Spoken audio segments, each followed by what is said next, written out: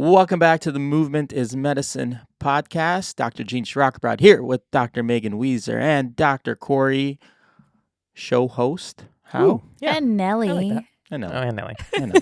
Nelly. Talk to us when you earn a doctorate. She has a dog turret. Dog turret. That's great. Thank you very much. That's great. She can stay. Yes. Not entertained right now. No, she's Hey, not. Look at her. Before we get started, I have a joke for everyone. Would you like to hear it? Is it funny? Sure. Okay. Hit us. Okay, let me make sure I say it right. Is this gonna it's like touching me? Is it gonna mess with the Nothing sound? should touch you without your permission, Megan. Is it gonna mess with the sound? It's We'll like find- literally resting on me. We'll find out. It should be fine. The Yeah. sound comes from the up part. Yeah, but I think it'll be. We'll adjust it. That's good. Yeah. okay. Tell your joke. What's made of leather and sounds like a sneeze? Made of leather. I just want the punchline so we can move on. Yeah, I don't know. A shoe.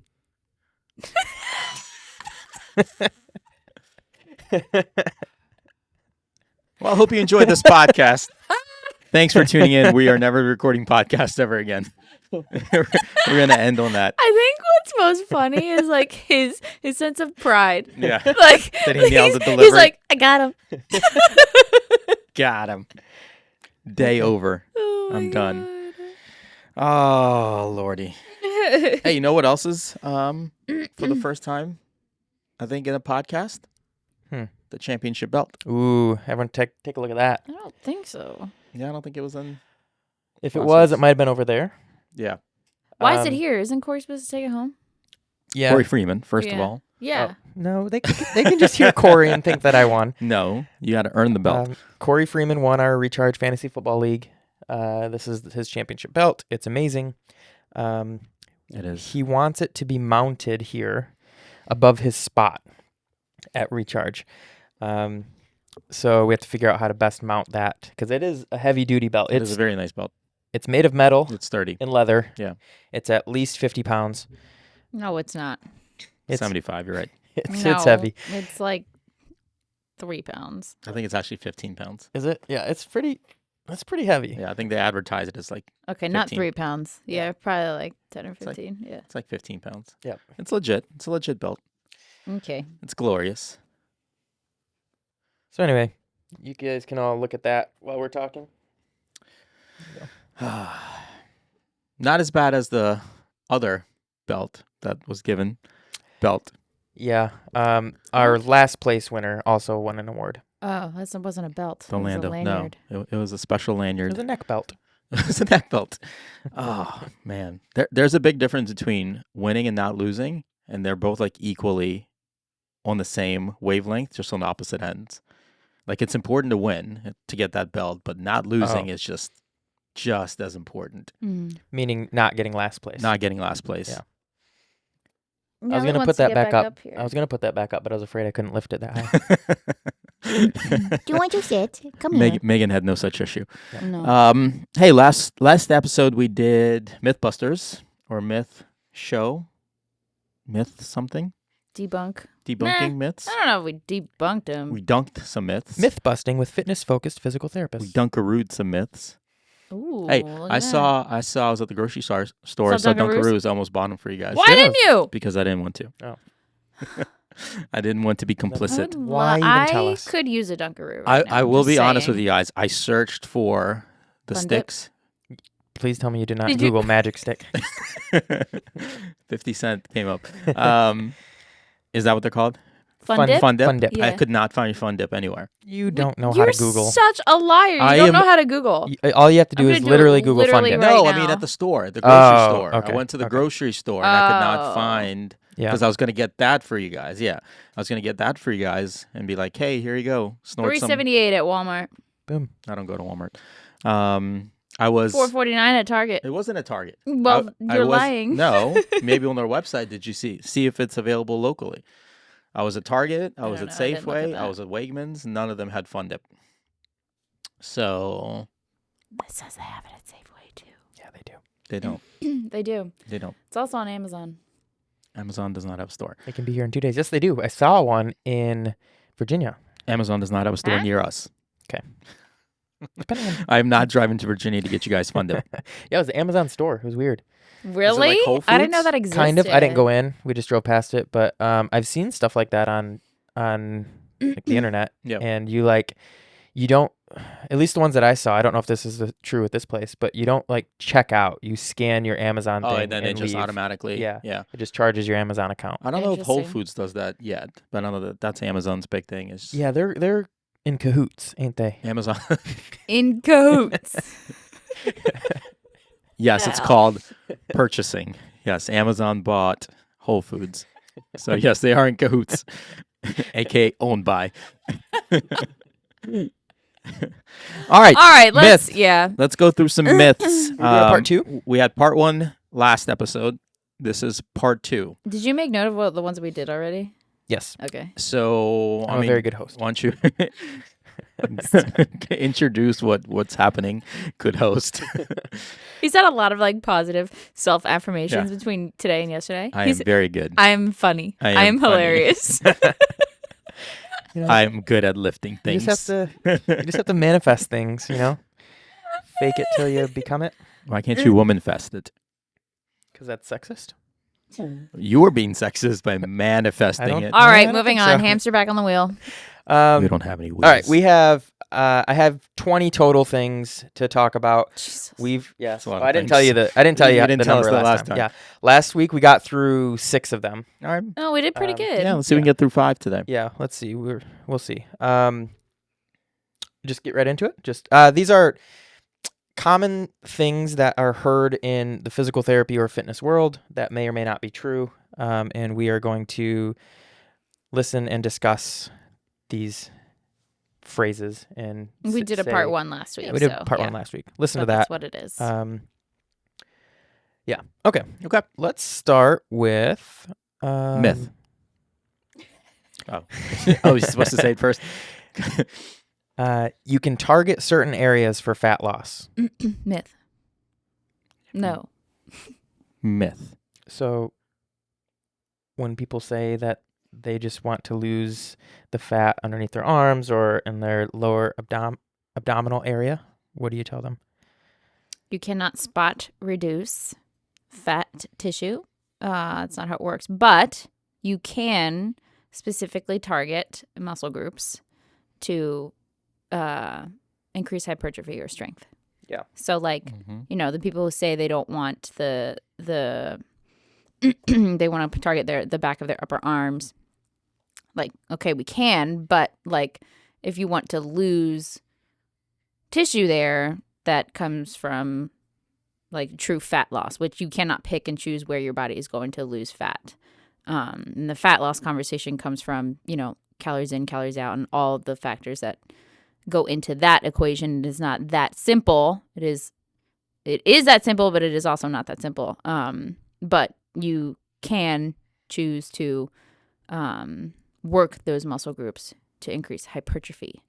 I think that's what There. people feel, and that's why they say that. Like they'll Yeah. work the muscles, and they feel Like it The will reduce fat. burn. No, they inherently. feel the burn, Oh. right? So they're like, "Oh, I'm feeling that muscle working there," and the people create, you know, their visual of, well, the muscle's working that area, therefore everything around the muscle has to be burning because it feels like it's burn. You know, Yeah, that no. muscle burn. That's not how it works. But the reality is, what the muscle is doing is not directly related to the adipose tissue around it. But it goes like, it's worth saying, like, okay, you know, let's say we have this conversation with this person and we do chase fat loss and they do start to lose some fat. You're not automatically going to have muscle tissue in your triceps That's because correct, you too. lost fat. Yeah. Right. And that's where Like- my conversation usually goes, right? Let's talk about what you can Or gain. like a six pack just because you lose weight. Like they're not just like, the muscles are not just like defined underneath of you For sure. or underneath of the fatty tissue. I tend to steer conversations to what do you want to gain versus what do you want to lose. And people are typically asking and worried about loss, weight loss, pain, whatever it is. So I want to reframe that to say, okay, what do you want to gain? Because gain can happen faster than loss in this instance. You can gain muscle, you can build hypertrophy quicker than you can have that muscle loss. So can we gain strength? Can we work on gaining some of that muscle growth And then as you work on weight loss, like you said, let's get some of those muscles built up so that when the fat goes down and body composition changes, that you're actually happy with the end result. Mm-hmm. I think, Come here. No one cares. You're the host. okay, number 2. No. Just for easy numbers, let's say we're looking at somebody's body composition in their arm, and we look at it under a DEXA scan. These would not be the numbers most likely, but let's say it's 50% fat and 50% muscle. If we gain muscle in that area and the amount of fat stays the same, we could have 60% muscle and 40% fat. The fat didn't reduce, but more of the arm is made out of muscle. And in that regard, people might think that they're targeting fat loss in their certain area, but the overall composition of the fat might be the same, but they have more muscle in that area, which in turn relatively decreases the amount of fat in the area. I think he just wanted to show off his bicep. I didn't even flex, so He didn't even flex. No, that makes sense. yeah, kind of. It's kind of just a different way to think about it. You're thinking of it from like a size perspective. Yeah. Yeah. All right. What do you want? Why are you staring at me? Come here. She said no. Nellie's sitting Number on the 2. ground, just looking. All right, let's try. Do or do not. There is no try. Let's do a common one that we hear is lifting weights will get me bulky, or I don't want to get bulky because I'm lifting weights. Who doesn't want to get bulky? I mean, it's all about the gains. I mean, what does bulky even mean? I don't know. Like Answer. you're a That's bulk. like that sentence just doesn't. You're a bulk. What does Usually, bulky mean? usually people tends to be women in this scenario see men with big muscles or whatever, and they don't want to look like that. So that's their reasoning for not lifting weights. Yeah. How do you approach that situation? Well, from a scientific perspective, not even anecdotal. Mm-hmm. We'll get to the anecdotal. Total. Huh? It's just a fun word. I can't get a freaking sentence in here. From a scientific perspective, one, it takes, whether you're male or female, it takes a really long time and it takes a lot of consistency. It takes a lot of overload on the muscles progressively, and it takes a lot of calories to get that quote unquote bulk look. Secondly, from the perspective of a woman, there's different chemistry things, but when you're comparing a woman to a man, like women will not bulk up as quickly as a dude will. Now that's not to say that women should do different exercises than men. Like muscle is muscle is muscle. Muscle tissue is muscle tissue. It's going to respond to whatever you give it. But like you have to give it calories, you have to give it consistency, you have to give it heavy weights consistently over time. And really like it's about, I think with anything, it's like finding the Goldilocks zone of like what is too much and what is too little. Like what's the right challenge dosage for it. Anecdotally, like I wouldn't consider myself bulky necessarily, but I would consider myself muscular. And how long have you been lifting weights? 10 years, basically. Okay. So somebody's just starting off who's afraid to pick up a little bit of weight because they don't want to get bulky. It's just not going to happen. Right. Right. That's just. And there's an element of genetics to this, right? True. Like somebody who was lifting the same amount of things that I was, did the same exact program that I did, ate the same thing I did for the past 10 years, slept the same way I did, went through the same life shit that I did. Ew. What is wrong with you? Can you imagine somebody doing the same exact things as you, like eating the same foods as another person? No, and I Like, don't wish all the this on same? anyone because I've had a weird life. Anyway, That's why I said ew. She's from Jersey. Like, you don't want that. Anyway, like we can do the same exact things, and solely because of our genetics and the way our body processes things, somebody else would look different than I would, even with the same, training program, same life factors and whatnot. I think the ironic twist in all this is that if women, and again, we're talking to women because I think this is a common refrain from women. I've heard it from the lens of men too, though. common. I didn't dudes say getting excited, only, like but getting nervous about it. sure, but it's commonly from women, is that they want to be toned, but they don't want to be bulky. The ironic twist is if they did what it takes to be bulky, they would instead be toned because of Yeah. everything Yeah. Megan Yep. just talked Yeah. about, right? That you're developing muscle and you are building the muscle, but you're not building it at the rate of men because of testosterone and the protein that it takes and the body hormone synthesis and all the things that it takes to build muscle is not the same in most women. But it's a societal pressure, right? This is societally based Mm-hmm. or perception based of most women, or it's a one-off scenario, like they saw one woman on Instagram or in their life, they're like, yeah, she lifted weights and she was super bulky, but they're literally talking about the one power lifter or bodybuilder that literally has spent Right. the last Spends 15 10 years plus hours of training a week. Like, and eating 200 grams of protein and maybe Steroids. doing Yeah. steroids and doing things like that. Like, I don't want to be like that. mhm. And your initial question is, how do you respond to that? The response is, you couldn't look like that. Yeah. Like, yeah. you literally will have to treat your body as a full-time job for the next 8 years to be bulky, as your definition of bulky. But honestly, my first treatment of that question is, tell me, what is bulky? Show me. Yeah. What does that look like to you? Right. So we're on the same wavelength, but it's nearly Mhm. impossible to very, very difficult. Also, like to shift the conversation here, like right, knowing it's Say shit the conversation. shift Oh, the conversation. I am gonna put my foot in his fucking mouth. Maybe Ew. Gene hasn't eaten today or something because he's. I ate very early. He's particularly ornery today. I ate very early. To shift the conversation here, Enunciate. right? Like I think the messaging of women you should lift weights with a side of it's not going to make you bulky still puts the focus on aesthetics and not just being a badass and capable of good things. Yeah. Did you say side of because we just discussed that I'm hungry? And Did I say what? side of, that's like a food term. I think No, she did. I didn't. I think she did Will it on you purpose. just unplug his microphone, please? All I'm right. close to it. Number 3 for today. If I'm in pain, I'll just get a cortisone shot and that'll take care of it.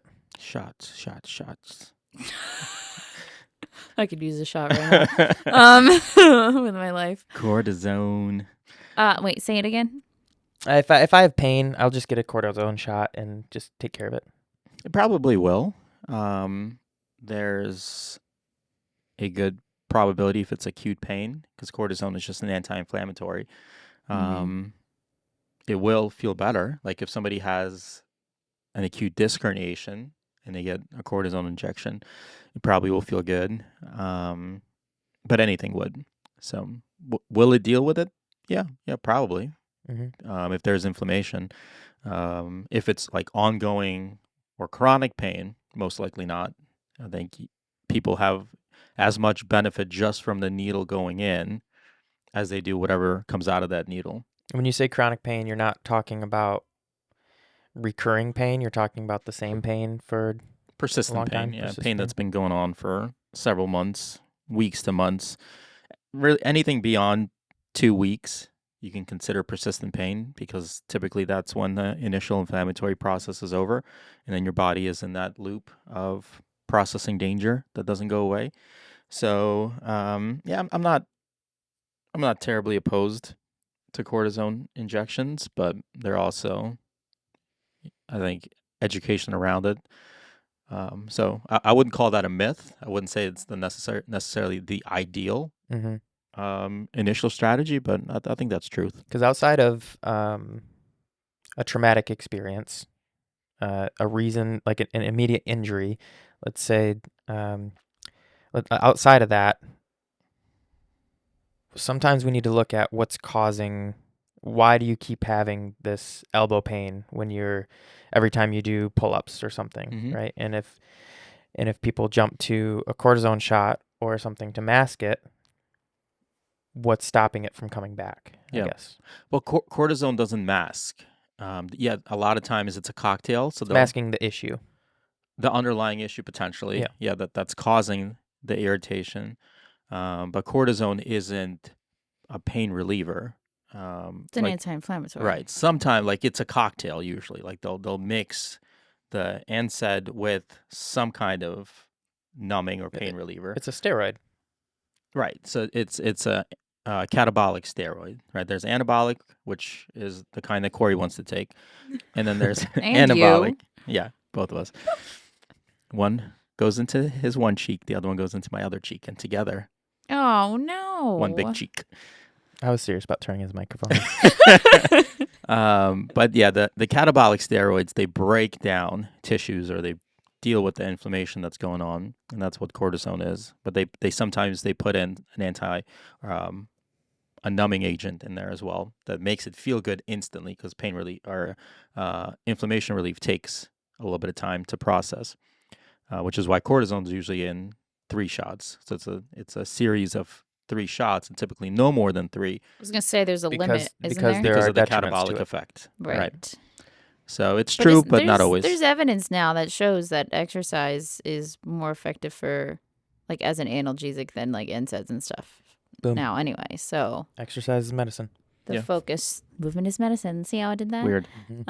Weird. So the focus should be on getting people fitter anyway. Yeah, it depends on the condition too and where Yes. the yes, injection is yeah. going. So like they typically do not recommend arthroscopic knee procedures anymore because the end results in the study show that having arthroscopic knee surgery versus having physical therapy, the outcomes are the same, if not better, with physical Mhm. therapy. Yeah. But there are some spine conditions, if there's nerve root compression or there's some kind of disc irritation that becomes acute chronic, meaning it's persistent, but it's a reoccurring aggravation of a persistent issue, then cortisone could break that cycle and deal with that inflammation, and then you can build up. Hardly ever is it treated as in isolation, meaning get your cortisone injections and then don't do anything else. It's an opportunity, a segue in order to do other things.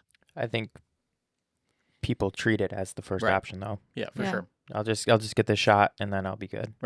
So it's true, but definitely depends on the situation. All right. Next one. No pain, no gain. Very common in the fitness world to hear something like that. I think as physical therapists, we view pain differently probably than Yeah. what the intent of this phrase is. Right. But what do you guys think of when you hear that phrase? I think we always say no Loaded. pain, more gain. If you're talking about true pain, I think what that's saying is alluding to, like you were saying, I think it's more like no struggle, no gain. Yeah. Right? I think you need that overload, and I think you need some struggle. In That your would make that system. statement true. Correct. Yeah. So If it was no struggle. No struggle, no gain. Yeah. Like, Yeah.